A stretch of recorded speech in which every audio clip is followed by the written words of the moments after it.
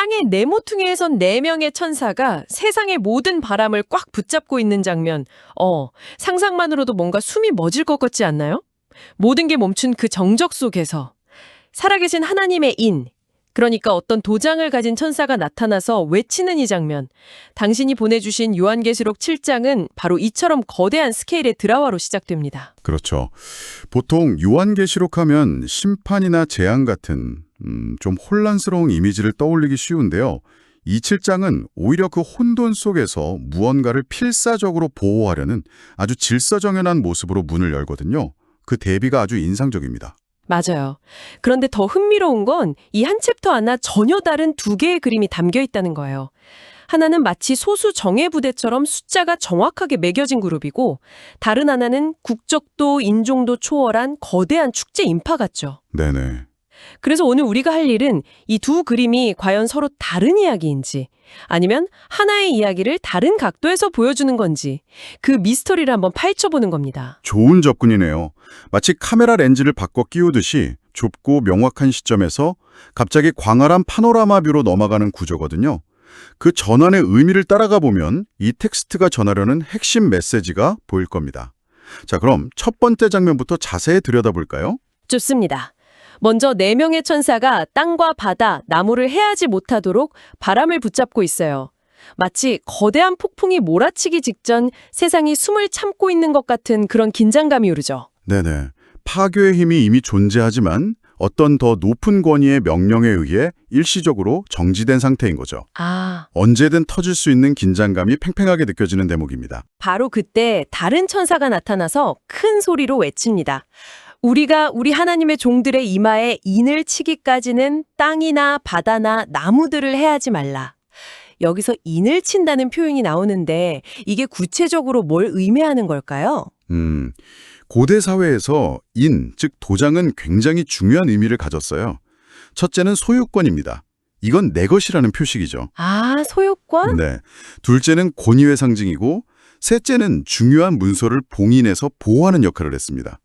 그러니까 이마에 인을 친다는 건 이 사람들은 하나님의 소유이니 다가올 재앙으로부터 특별히 보호해야 한다는 아주 강력한 선언인 셈이에요. 일종의 보호 인증 마크 같은 거군요. 맞습니다. 그리고 곧바로 그 인증 마크를 받은 사람들의 수가 공개되는데 숫자가 정말 칼같이 정확해요. 14만 4천 명. 어림잡은 숫자가 전혀 아니죠. 네, 약 14만 명. 이게 아니라 정확히 14만 4천이라고 못을 박죠. 저는 이 부분이 무슨 군대 명단을 작성하는 것 같아서 좀 소름이 돋았어요. 한 명도 빠짐없이 챙기겠다는 의지가 느껴진달까요? 본문도 여기서 그치지 않고 이스라엘의 12지파 이름을 하나하나 거명하면서 네, 맞아요. 각 지파에서 정확히 1만 2천 명씩 일하고 아주 상세하게 기록하고 있거든요. 유다 지파, 루우벤 지파 이런 식으로요. 바로 그 지점입니다. 그런데 그 지파 목록을 자세히 보면 좀 이상한 점이 있어요. 보통 구약 성경에 나오는 12지파 목록과 살짝 다르거든요. 혹시 눈치채셨나요? 정말요. 그냥 익숙한 이름들이라 무심코 지나쳤는데 뭐가 다른 거죠? 가장 눈에 띄는 건 단지파가 빠져 있다는 점입니다. 그리고 그 자리를 요셉 지파가 채우고 있죠. 여기에 대해선 여러 해석이 있는데 가장 유력한 설 중 하나는 초기 기독교 전승에서 단지파를 적그리스도의 출신으로 보는 시각이 있었다는 거예요. 즉, 이 목록은 단순히 역사적인 명단이 아니라 신적인 기준에 따라 의도적으로 재구성된 상징적인 군대의 명단이라는 걸 보여주는 아주 흥미로운 지점이죠. 그건 몰랐네요. 그냥 숫자만 나열한 게 아니라 누구를 포함하고 누구를 배제할지까지도 의미가 담겨 있다는 거군요. 굉장히 한정적이고 엄격하게 선택된 그룹이란 느낌이 확 드네요. 맞습니다. 이처럼 수학적으로 딱 떨어지는 숫자와 의도적으로 편집된 명단은 이 그룹의 정체성과 한계를 명확히 보여주는 장치입니다. 그런데 바로 이 한정됨이라는 특징 때문에 바로 다음에 나오는 장면이 훨씬 더 충격적으로 다가옵니다. 그 셀 수 없는 무리가 나오는 부분 말씀이시죠? 정말 극과 극의 대비네요. 방금 전까지는 그렇게 철저하게 숫자를 세고 명단을 확인했는데 그렇죠. 갑자기 이 일 후에 내가 보니 각 나라와 족속과 백성과 방언에서 아무라도 능히 셀 수 없는 큰 무리가 라는 구절로 넘어가니까요. 네, 셀 수 없다는 표현이 핵심입니다. 첫 번째 그룹이 인간의 이성으로 파악 가능한 통제된 숫자였다면 두 번째 그룹은 인간의 능력을 초월하는 그야말로 무한한 규모를 보여주죠. 시야가 이스라엘이라는 특정 민족에서 전 세계로 줌아웃되는 순간입니다. 이 새로운 그룹의 모습은 분위기부터가 완전히 달라요.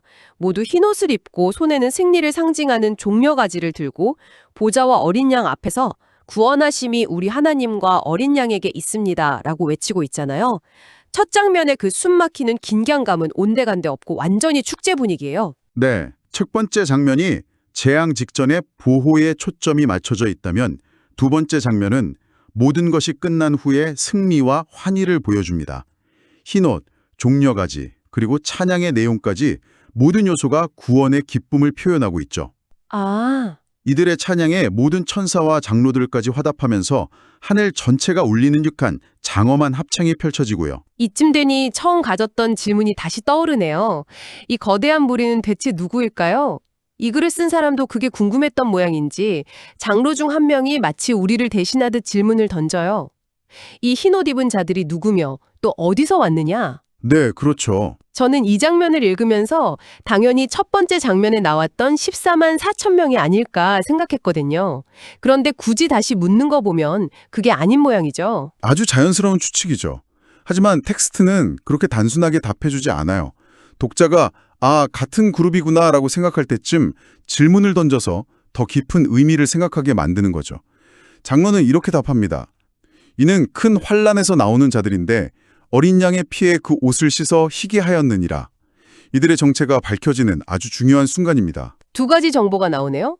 큰 환란이라는 곳에서 왔고 어린 양의 피로 옷을 희게 만들었다. 잠깐만요. 어린 양의 피에 옷을 씻는다는 표현은 좀 기이하게 들리는데요. 보통 피는 옷을 더럽히는 거잖아요. 이건 어떤 의미로 받아들여야 할까요? 아주 좋은 질문입니다. 바로 그 역설적인 이미지의 핵심이 담겨 있거든요. 여기서 어린 양은 희생을 통해 구원을 이룬 존재, 즉 예수를 상징합니다. 엄청난 희생과 고통의 대가를 통해 이루어졌다는 걸 의미해요. 시련이 그들을 파괴한 게 아니라 오히려 그들을 더 순수하고 강하게 만들었다는 역설적인 진실을 보여주는 거죠. 아, 그렇군요. 고난을 통과했다는 징표이자 그 결과로 얻어진 영광의 상징이 바로 그 흰 옷이군요. 맞습니다. 그리고 이들이 큰 환란을 통과한 대가로 받게 될 보상은 정말 구체적이고 감동적으로 묘사됩니다. 추상적인 개념이 아니라 인간이 겪는 가장 근본적인 고통에 직접적으로 와닿는 약속들이죠. 당신이 바로 그 큰 환란을 통과한 이들 중 한 명이라고 상상하면서 한번 들어보세요. 첫째, 그들은 하나님의 보좌 앞에서 밤낮으로 그를 섬기게 된대요. 둘째, 보좌에 앉으신 이가 그들 위에 장막을 쳐줄 것이라고 합니다. 이건 어떤 의미일까요? 고대 근동의 사막 문화에서 장막을 친다는 건 단순히 비를 피하는 천막 이성의 의미를 가졌어요. 네. 함께 거주하며 보호하고 돌본다는 아주 친밀한 관계를 상징합니다. 신이 그들과 한 가족처럼 함께 살며 모든 위험으로부터 지켜준다는 더없이 따뜻한 약속인 셈이죠. 정말 든든한 약속이네요. 그리고 셋째, 다시는 굶주리거나 목마르지 않을 것이고, 넷째, 해나 그 어떤 뜨거운 기운에도 상하지 않을 것이라고 해요. 기본적인 생존의 위협으로부터 완전히 해방되는 거네요. 그렇죠. 굶주림, 목마름, 폭염. 지금도 그렇지만 고대 세계에서는 가장 직접적이고 일상적인 고통이었어요. 이 모든 고통의 근원이 사라진다는 건 완전한 평화와 안식의 상태를 의미합니다. 대신 어린 양이 직접 그들의 목자가 되어 생명수 샘으로 인도할 것이라고 합니다. 목자가 양떼를 가장 안전하고 좋은 곳으로 이끄는 것처럼요. 그리고 마지막 약속이 정말 모든 걸 압축하는 것 같아요. 하나님께서 그들의 눈에서 모든 눈물을 씻어주실 것이라고 합니다. 이 마지막 약속은 마치 힘든 하루를 보내고 집에 돌아온 아이를 부모가 아무 말 없이 꼭 안아주는 것과 같아요. 왜 울었는지, 무엇 때문에 힘들었는지 묻지 않고 그냥 그 슬픔 자체를 닦아주는 거죠. 모든 설명이 필요 없는 가장 근원적인 위로의 이미지입니다. 큰 환란이라는 극심한 고통과 정반대되는 완전한 평화와 돌봄의 상태를 약속함으로써 이 챕터는 극적인 데뷔를 통해 희망의 메시지를 완성하는 겁니다. 오늘 우리는 요한계시록 7장을 통해 두 개의 뚜렷하게 다른 그림을 봤네요. 하나는 재앙 앞에서 보호받도록 선택된 정확한 숫자가 매겨진 질서정연한 구름의 모습이었고요. 그리고 또 다른 하나는 모든 고난을 통과하고 나온 국적과 언어를 초월한 셀 수 없이 거대한 무리가 환희에 차서 승리를 노래하는 모습이었죠. 처음에 우리가 던졌던 질문으로 돌아가 보면 이 둘은 결국 다른 그룹일까요? 아니면 같은 그룹을 다르게 표현한 걸까요? 그게 바로 이 텍스트가 남기는 해석의 여지이자 매력인 것 같아요.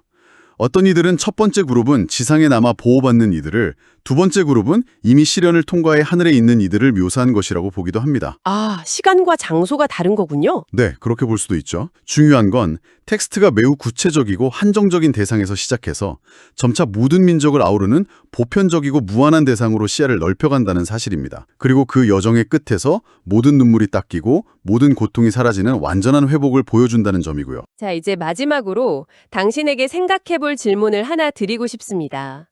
본문은 이 거대한 무리가 큰 환란에서 나왔다고 말하지만 그 환란이 구체적으로 어떤 단일한 사건인지 아니면 어떤 종류의 경험인지에 대해서는 자세히 설명하지 않아요. 그냥 그 큰 환란이라고만 표현하죠. 네, 이 큰 환란이라는 표현을 들었을 때 당신에게는 어떤 이미지가 떠오르시나요? 이것은 인류 전체가 마지막 때에 겪게 될 거대한 재앙을 의미하는 것일까요? 아니면 우리 각자가 인생을 살아가면서 통과해야만 하는 깊은 고통과 시련의 시간을 상징하는 것일까요? 이 상징적인 표현이 각자에게 어떻게 다가오는지 잠시 생각해 볼 시간을 드리고 싶습니다.